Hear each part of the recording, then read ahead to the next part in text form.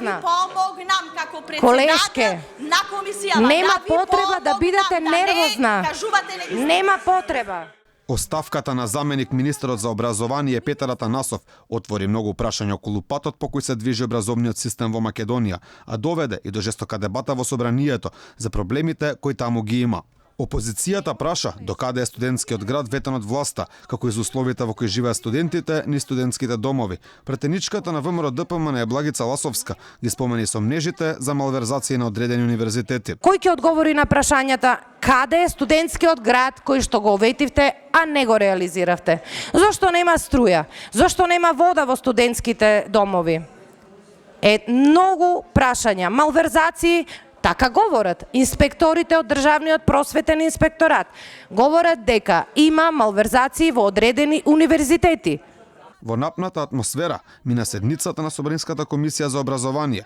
Додека Ласовска образложуваше какви проблеми според неа имало во образовниот систем, председателката на комисијата, претеничката на СДСМ Жаклина Лазаревска, неколку пати ја прекинуваше. Ме испочитувате и мене. Ама тоа е ваша работа дали вие мене ќе ме почитувате или не. Сакам Тоа е да запишам ваше. точно. Бидејќи Ама вие... не сум дошла до Ама тоа. ве молам да ме сослушате. Сакам да ве прашам. Ласовска пак обвини дека причината за таквиот однос на Лазаревска е нервозата кај власта. А вие како парламентарно мнозинство немате трпение, нервозни сте, не знам зошто сте нервозни и немате трпение да не изслушате, еве не говориме ниту еден час. Министерот за образование Арбар Адеми, запрашан околу оставката на својот заменик, изјави дека не би коментирал туѓи одлуки, велејќи дека реформи во образованието имало, но требало уште работа. Адеми се пожали и дека не било лесно да се биде министер за образование.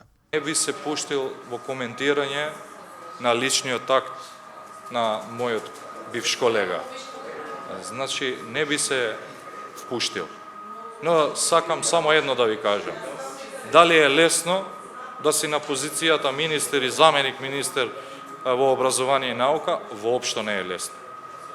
Токму соработката со министерот е една од причините за оставката, која Атанасов ги наведе во писмото до премиерот Зоран Заев, велејќи дека за 10 месеци немал никаква соработка со Адеми.